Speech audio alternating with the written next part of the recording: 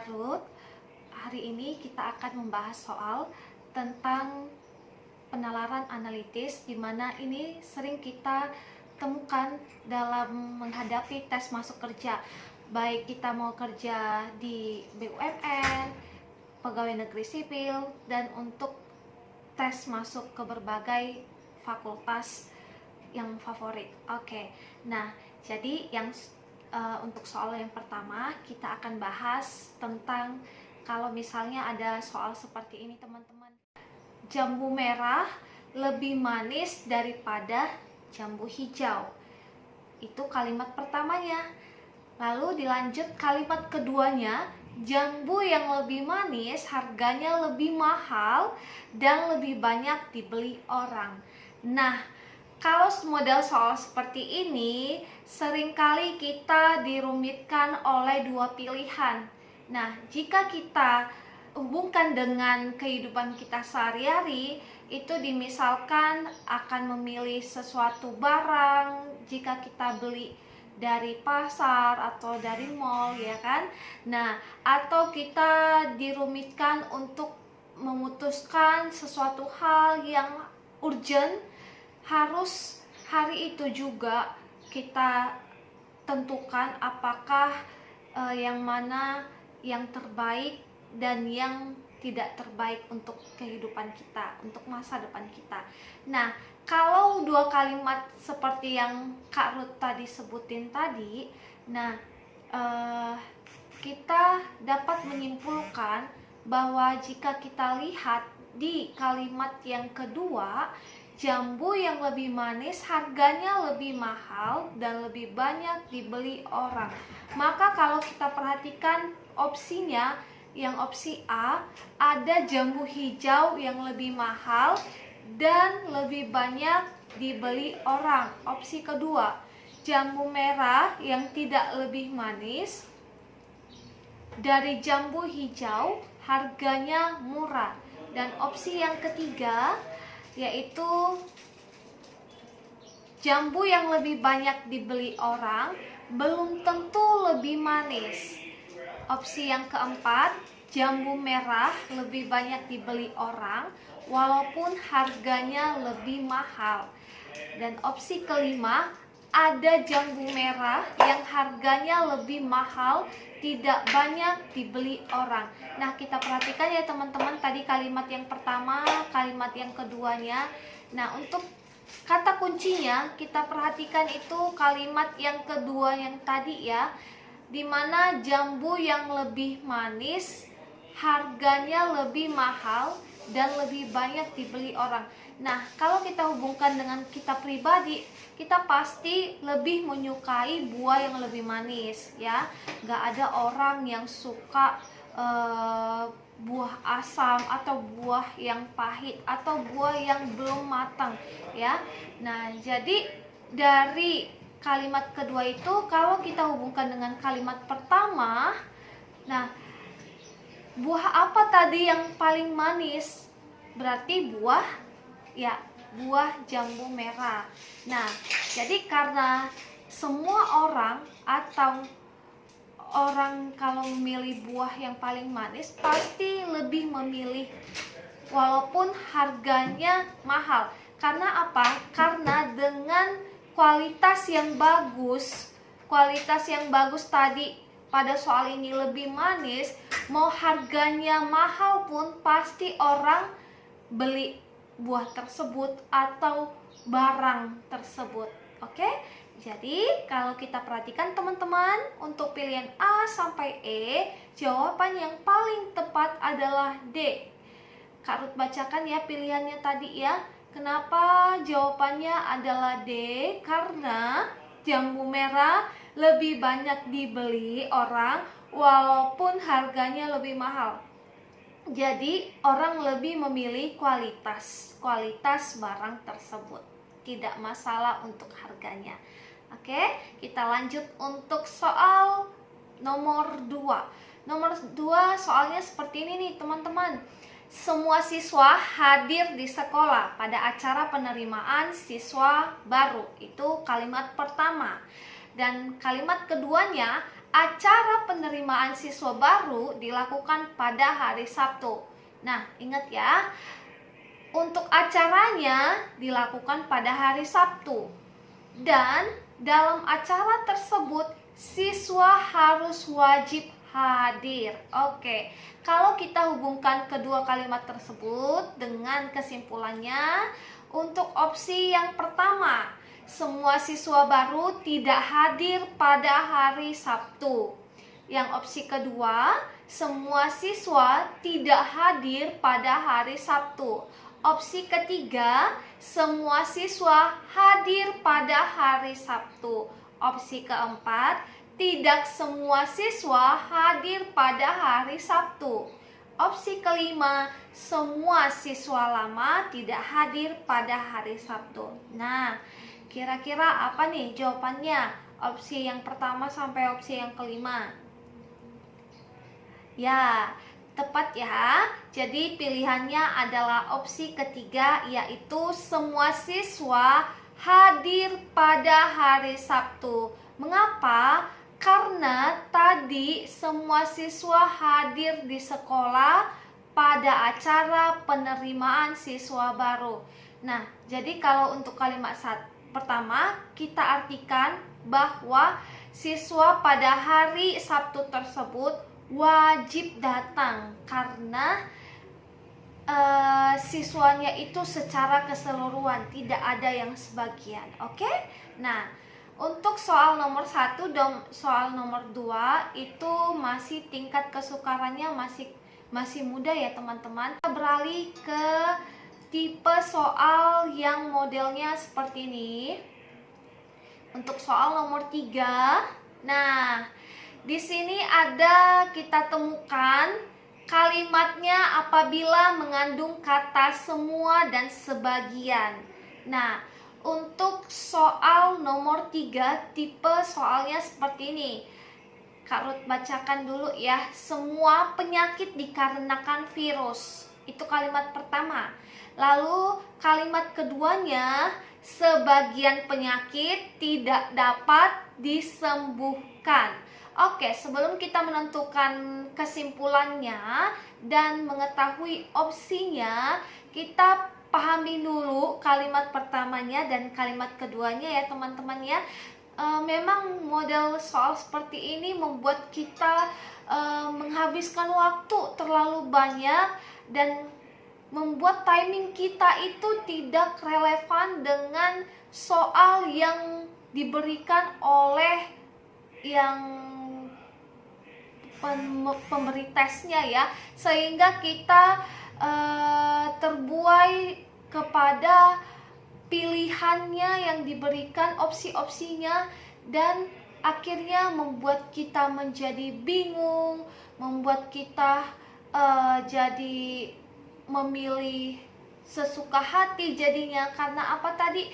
Waktunya yang sudah diberikan itu termakan banyak ya dengan model soal seperti ini.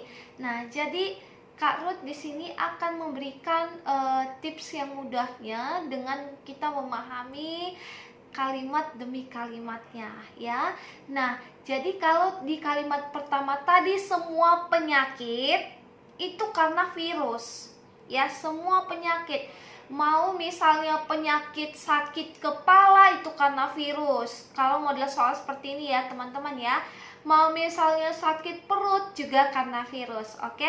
Nah, jadi kalau untuk kalimat keduanya, sebagian penyakit tidak dapat disembuhkan.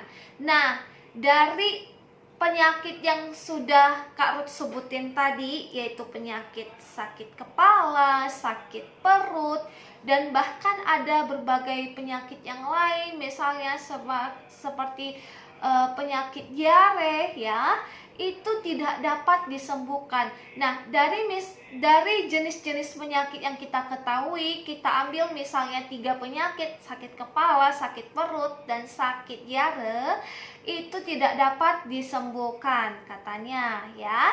Nah, maka kesimpulannya apa? Untuk pilihan pertama, opsi pertama, yaitu sebagian virus menyebabkan penyakit. Oke, Yang opsi kedua, beberapa virus menyebabkan penyakit.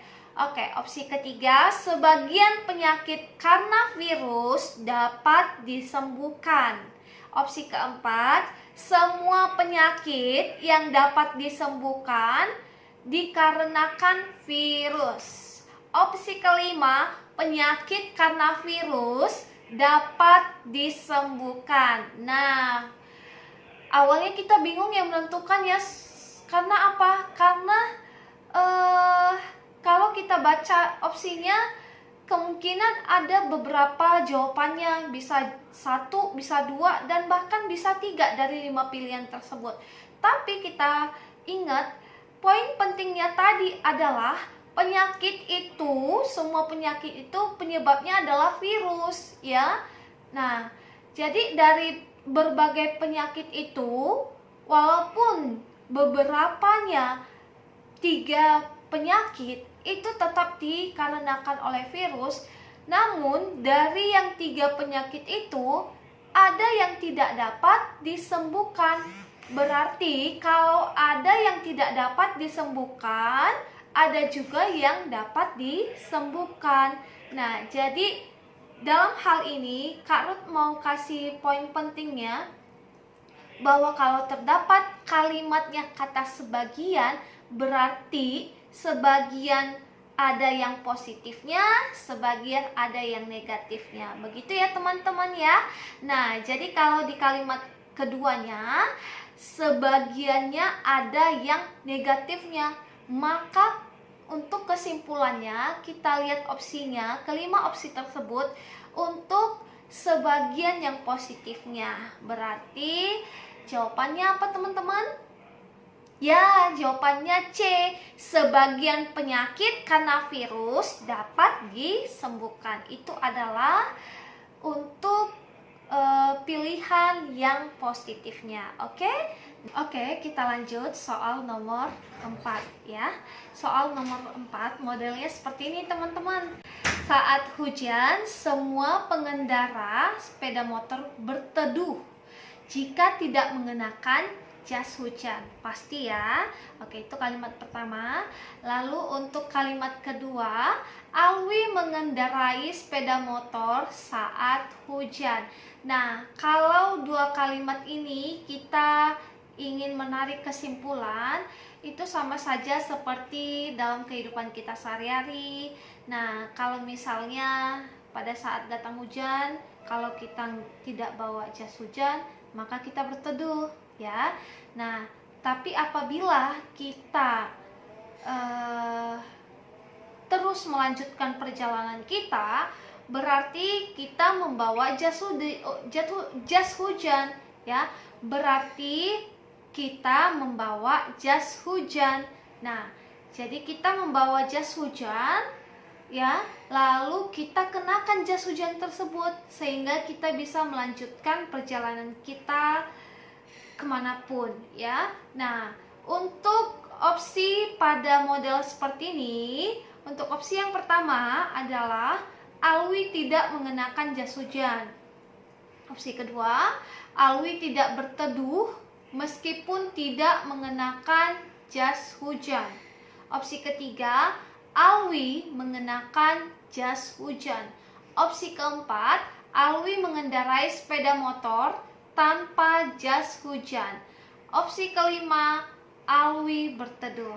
Nah, poin pentingnya adalah kita perhatikan untuk kalimat yang keduanya, di mana salah satu dari pengendara sepeda motor adalah Alwi. Nah, Alwi melanjutkan perjalanannya saat hujan. Berarti kalau kita hubungkan dengan kalimat pertama, bahwa siapapun yang tidak bawa jas hujan berteduh. Artinya, kalau bawa jas hujan, ya tetap melanjutkan perjalanannya. Begitu juga dengan si Alwi. Nah, untuk itu jawabannya adalah pilihan ketiga, di mana Alwi mengenakan jas hujan ya. Oke, kita lanjut untuk soal nomor 5, yaitu modelnya seperti ini teman-teman. Ada pedagang yang giat bekerja. Itu kalimat pertama. Dan juga kalimat kedua, kebanyakan pedagang memiliki toko yang luas. Nah, untuk kesimpulannya kita perhatikan dulu opsinya ya. Opsi pertama, pedagang yang memiliki toko yang luas harus giat bekerja. Opsi kedua, ada pedagang yang memiliki toko luas dan giat bekerja. Opsi yang ketiga, pedagang yang giat bekerja adalah yang memiliki toko luas. Yang keempat, pedagang yang tidak memiliki toko yang luas bukan pedagang yang giat. Opsi kelima tidak dapat disimpulkan. Nah, kita pahami dulu ya teman-teman kalimat pertama dan kalimat keduanya. Nah, di mana tadi ada pedagang yang giat bekerja. Kalau kita temukan kalimatnya dengan kata ada dalam arti bahwa tidak semua pedagang itu giat bekerja. Kalau dikatakan ada, bisa jadi 1 orang, 2 orang, atau 3 orang, ya. Tidak secara keseluruhan pedagang tersebut giat bekerja. Ya, itu kita pahami dulu kalimat pertama maknanya ya. Untuk yang kalimat kedua, kebanyakan pedagang memiliki toko yang luas. Nah, dari antara pedagang-pedagang yang ada itu memiliki toko yang luas. Kebanyakan berarti rata-rata pedagang yang ada memiliki toko yang luas. Nah, dalam arti di sini untuk kalimat kedua, dari pedagang tersebut yang memiliki toko yang luas, pasti ada juga yang giat bekerja. Oke, bisa dipahami ya, teman-teman ya. Nah, jadi dari opsi pertama sampai opsi yang kelima yang Kak Ruth bacakan tadi, yang Kak Ruth sebutkan tadi, maka jawaban yang paling tepat adalah apa nih? Kira-kira teman-teman, apa? Ya, B. Karena apa? Ada pedagang yang memiliki toko luas dan giat bekerja. Nah, jadi dari keseluruhan pedagang tersebut, ya, dari keseluruhan pedagang tersebut, sebagian pedagang tersebut tadi memiliki toko yang luas, dan di antara pedagang yang ada, ya, ada yang giat bekerja, ada juga yang tidak giat bekerja. Nah, begitu. Atau di antara pedagang tersebut ada yang memiliki toko yang luas, ada juga yang memiliki toko yang sempit. Nah, jadi kalau kita korelasikan, kita hubungkan kedua kalimat tersebut, maknanya yaitu sebagian. Nah, ada yang sebagian positif dan ada yang sebagian negatifnya. Jadi kalau untuk yang A, B, C, D tadi, A, B, C, D, E atau pilihan pertama sampai kelima, yang lebih tepat adalah yang pilihan kedua ya teman-teman ya. Ada pedagang yang memiliki toko luas dan giat bekerja. Begitu ya teman-teman ya. Oke, sekian 5 soal yang Kak Ruth bahas kepada teman-teman hari ini, dan semoga bermanfaat kelima soal tersebut. Tipenya nanti modelnya kurang lebih pasti kalian temukan dalam soal tes penerimaan ke berbagai pilihan teman-teman ya. Promosi jabatan, untuk penerimaan tes nasional maupun yang tes internasional ya. Nah, demikian ya teman-teman soal yang Kak Ruth bahas hari ini. 5 model soal yang berbeda dan tingkat kesukarannya juga berbeda. dan membuat kita menentukan pilihan dari opsi-opsi yang telah diberikan. Nah, semoga video hari ini dapat bermanfaat untuk teman-teman dan semoga diterima di fakultas atau di tempat kerja yang teman-teman inginkan ya. Salam sukses selalu.